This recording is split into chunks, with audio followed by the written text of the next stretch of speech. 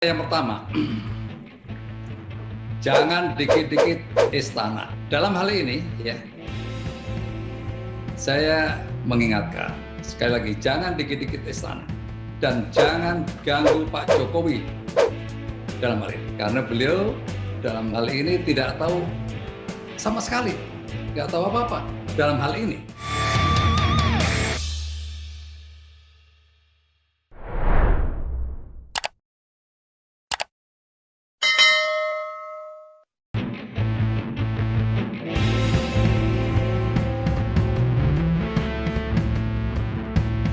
Ya, kalau kita dengar penjelasan Pak Muldoko sih ya, ceritanya Pak Muldoko ini kedatangan tamu dari kader-kader Partai Demokrat. Mereka ngobrol-ngobrol dan ada sesi curhat lah, ya biasa, kegelisahan dari para kader terhadap Partai Demokrat yang ada sekarang disampaikan ke Pak Muldoko. Sesudah itu, seperti biasa ketemu tokoh publik, Pak Muldoko ini kan tokoh publik buat banyak orang. Terus kemudian foto-foto mereka semua. Foto-foto inilah kemudian menyebar di kalangan elit Demokrat, diterima oleh Pepo, diterima oleh AHY, dan kemudian muncullah teori-teori konspirasi bahwa akan terjadi kudeta di dalam Demokrat yang dilakukan oleh Istana, karena Pak Muldoko sendiri adalah bagian daripada Istana. Saya rasa itulah logiknya apa yang dikatakan oleh Pak Muldoko itu lebih masuk akal buat saya. Bahwa pertemuan itu sendiri yang menjadikan Demokrat sibuk untuk membangun sebuah teori konspirasi dalam pikiran mereka bahwa Demokrat akan dikudeta oleh Istana.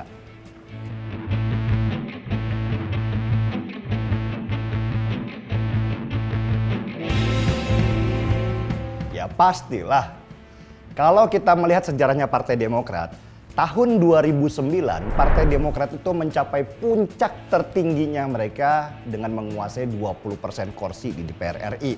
Dengan begitu membuat Partai Demokrat menjadi partai yang sangat berkuasa. Ada di eksekutif, mereka juga menguasai legislatif.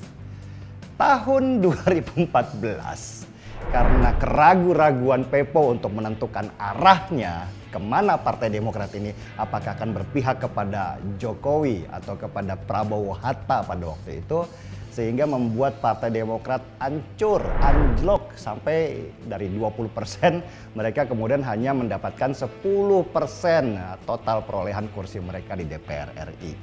Nah, yang menarik, tahun 2019 kesalahan yang sama dilakukan oleh Partai Demokrat. Keraguan-raguan mereka, entah kenapa ya, mungkin Pepo ini karena peragu sekali.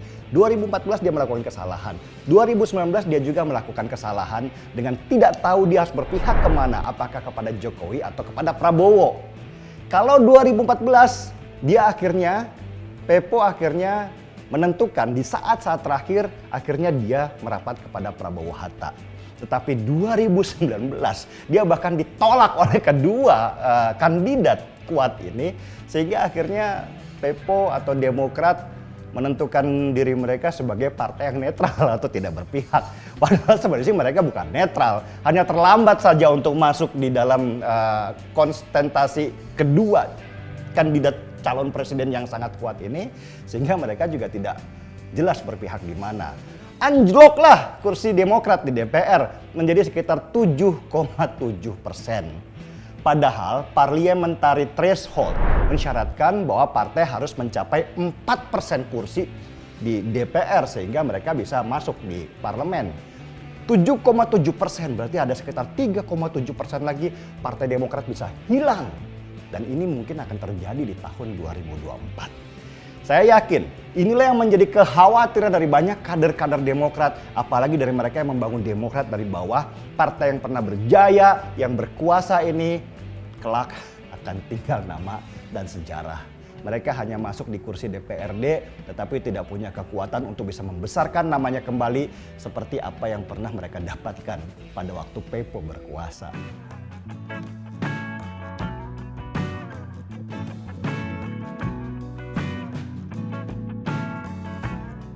Bisa jadi ya, karena pada waktu Anas Urbaningrum menjadi ketua umum di Partai Demokrat, saya banyak mendengar bahwa Anas Urbaningrum membangun sebuah faksi besar di dalam Demokrat untuk bisa merebut Partai Demokrat menjadi miliknya.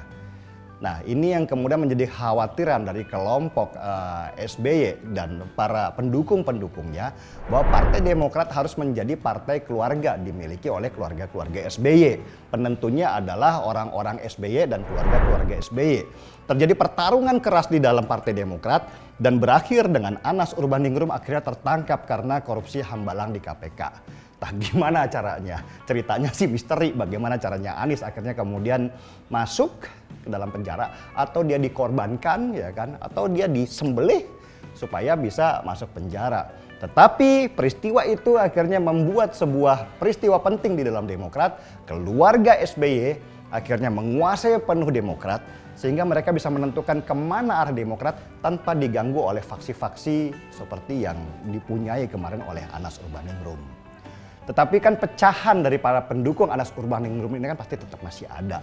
Dan mereka membangun kekuatan-kekuatan di dalam tubuhnya Demokrat sendiri. Mungkin tidak akan sebesar yang pernah terjadi, tetapi minimal sudah mengganggu.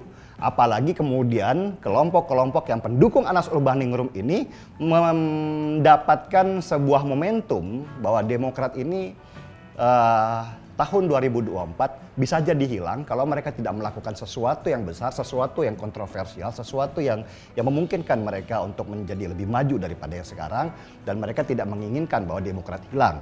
Momentum seperti inilah yang mereka bawa dan mereka curhatkan kemana-mana, termasuk kepada Pak Muldoko. Jadi disinilah hubungannya. Wajarlah kalau kemudian akhirnya dari Demokrat sendiri gelisah ketika banyak kader-kadernya berhubungan sama Muldoko dan mereka membangun teori konspirasi di kepalanya bahwa akan terjadi kudeta di dalam Partai Demokratnya sendiri.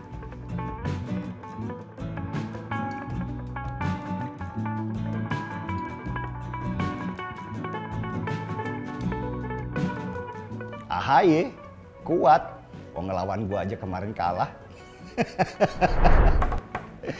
Nggak lah, AHY nggak kuat. AHY bisa dibilang adalah anak papa dan anak mama yang diberikan semua fasilitas sampai kemudian dia bisa mendapatkan banyak hal, termasuk masuk di ketentaraan ya kan. Dan sayangnya sebenarnya pada waktu di ketentaraan AHY itu punya peluang yang bagus untuk dibentuk dirinya dan karakternya untuk menjadi seorang pemimpin. Tapi tahun 2016 karena Pepo yang punya ambisi untuk Partai Demokrat kembali punya kekuatan dengan menjadikan AHY sebagai gubernur DKI, sebagai tangga untuk menuju Presiden RI nantinya, AHY kemudian diminta untuk keluar dari ketentaraan sehingga AHY pada waktu itu hanya sampai berpangkat mayor saja. Belum lengkap. Istilahnya kalau kemudian kita membangun sesuatu, AHY itu baru berupa pondasi yang belum jadi. Disuruh keluar, dicabut untuk memimpin Partai Demokrat yang melibatkan ribuan orang di dalam. Bagaimana AHY bisa mengatasi situasi seperti itu ketika dia hanya mampu memimpin sekian belas orang pada waktu di ketentaraan? Dia belum pernah diberikan tugas untuk memimpin ribuan orang di sana. AHY tidak kuat. AHY tidak pernah digembleng. AHY tidak pernah ada pada situasi yang sulit ketika dia harus memutuskan sesuatu bagi nasib orang-orang yang ada di belakangnya. Jadi ketika kemudian Demokrat ini sekarang dalam situasi yang kacau, bisa dibilang ini adalah ketidakmampuan AHY dalam memimpin organisasinya. Ribuan orang di dalam organisasi itu dengan banyak pemikiran yang berbeda, dengan banyak keinginan dan ambisi yang berbeda. Bagaimana AHY bisa mengatasi situasi itu ketika dia tidak pernah ada dalam situasi-situasi yang sulit sebelumnya? Coba. Yang dilakukan AHY sekarang ini kan hanya pencitraan. Pasang jenggot, muka ganteng, istri cantik. Apalagi Pilgub DKI dia pakai mosing lah, lempar-lempar badan kepada para penonton. Kan cuman itu. Dan terus apa pemikiran strategis Demokrat supaya negeri ini bisa lebih maju ketika kemudian nanti suatu saat ada di suatu saat dipimpin oleh Partai Demokrat? Kan nggak ada konsep-konsep strategi seperti itu. Yang ada cuman menampilkan kegagahan, kegantengan, ya kan, kecantikan dan segala macam. Orang udah bosen.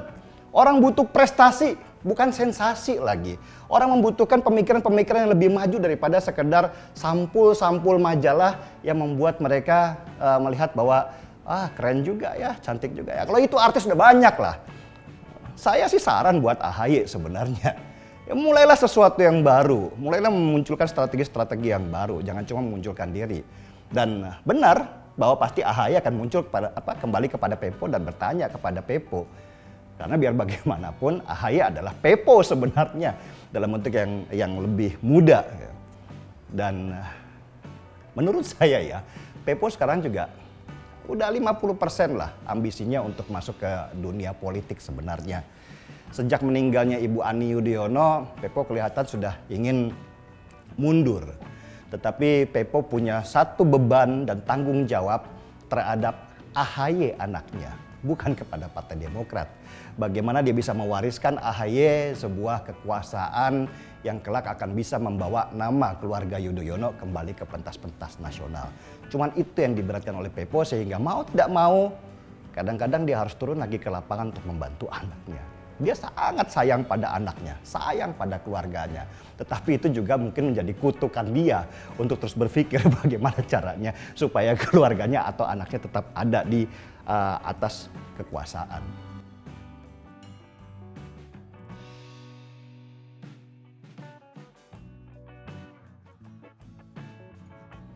Sudah pudar, sudah pasti sudah pudar.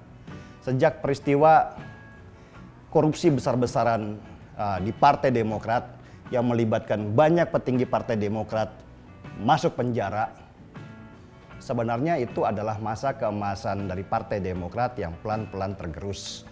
Karena koruptor itu dijadikan musuh bersama oleh bangsa Indonesia. Entah itu dia pendukung Jokowi, entah itu dia pendukung Prabowo. Orang tidak senang dengan koruptor. Dan apa yang terjadi di Partai Demokrat itu membangun sebuah stigma kepada Partai Demokrat bahwa orang-orang Demokrat itu antara bicara dengan apa yang mereka lakukan itu jauh berbeda. Katakan tidak pada korupsi, iklan-iklan mereka pada waktu itu kemana-mana, tetapi ternyata di dalamnya korupsi besar-besaran. Pada akhirnya orang melihat Partai Demokrat hanya sekedar partai yang banyak bicara, tapi nggak sesuai dengan apa yang mereka lakukan. Di dalam partai mereka sendiri saja begitu. Bagaimana kalau suatu saat mereka memimpin negeri ini? Apa yang terjadi? Dan orang tidak mau mengambil risiko untuk terus mendukung Partai Demokrat. Lebih baik begitu aja lah. Kalau bisa habislah kalian. Karena kami sudah tidak percaya lagi pada kalian, wahai Partai Demokrat. Begitu mungkin pikiran orang-orang.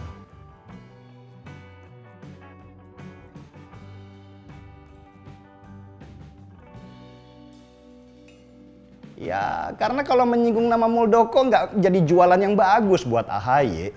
Ya, seperti kita tahu lah, Pepo, AHY, dan banyak orang-orang Demokrat, kalau masalah pencitraan itu memang jagonya. Jagonya kalau pencitraan. Mereka ngerti bagaimana strategi mengemas sebuah produk menjadi sesuatu yang dibicarakan oleh orang. Dan nama Jokowi adalah nama yang punya brand bagus untuk dijadikan pansos supaya situasi ini dibicarakan oleh banyak orang. Playing victim, mencari simpati, berlaku sebagai partai yang sekarang sedang disakiti, dizolimi. Itulah yang dilakukan AHY.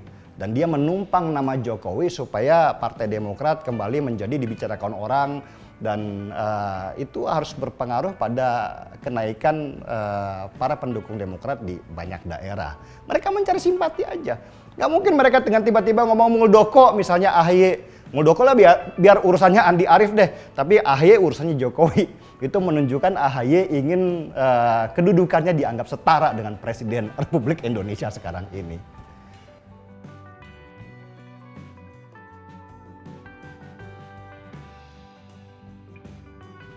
Pelajaran dari Demokrat, saya nggak pernah mendapatkan pelajaran apapun dari Demokrat. Selain pelajaran bahwa ternyata saya sebagai seorang manusia, sebagai seorang laki-laki juga harus berbicara sesuai fakta dan harus berjalan sesuai apa yang saya katakan. Bukan katakan tidak pada korupsi, tapi di belakang menggerogot besar-besaran. Demokrat memberikan pelajaran bagi banyak orang, termasuk saya, bahwa jalan kita harus sesuai dengan apa yang kita katakan. Ketika kemudian kita berkata sesuatu dan ternyata tidak sesuai dengan apa yang kita lakukan, maka seumur hidup orang tidak akan percaya. Ini saya pesan buat AHY sebenarnya. AHY, cobalah rubah apa yang kamu lakukan di Partai Demokrat sekarang ini dengan konsep-konsep yang baru. Rombak semua orang-orangmu yang sekarang menjilat kepadamu di dalam, yang hanya berpikiran dengan konsep asal Bapak senang, dan mereka memberikan masukan-masukan yang sebenarnya tidak membuat kemajuan buat Demokrat. Rombak mereka, masukkan orang-orang baru yang memang benar-benar profesional, memang mereka bekerja bagaimana supaya partai ini menjadi besar. Kamu di Partai Demokrat bukan untuk disenangkan oleh orang-orangmu, tetapi bagaimana membuat partai ini menjadi lebih besar daripada sekarang. Itulah warisan yang ditinggalkan dan harus dijaga, dan harapan Pepo supaya partai ini besar. Sebenarnya sanggup, cuman tinggal apakah mampu mengubah diri dari seseorang yang selama ini mendapatkan banyak fasilitas dan sekarang menjadi seseorang yang berlatih bagaimana ketika kesulitan sedang ada dan kita menyelesaikan masalah-masalah berdasarkan tekanan-tekanan yang sekarang datang. Saya yakin kok AHY besar, asal dia mampu mengubah cara berpikirnya. Dan saya berharap Partai Demokrat tetap ada di 2024 dan jangan hilang, karena nggak menarik kalau nggak melihat AHY muncul dengan jenggotnya, dengan gagahnya sebagai seseorang yang memang diharapkan sebagai pemimpin masa depan. Ya. AHY masih muda, banyak orang-orang Demokrat masih muda. Semoga Demokrat dan AHY tetap ada dan kita bisa melihat pertarungan mereka yang semakin keras karena berlatih dari tekanan-tekanan yang datang. Gaspol!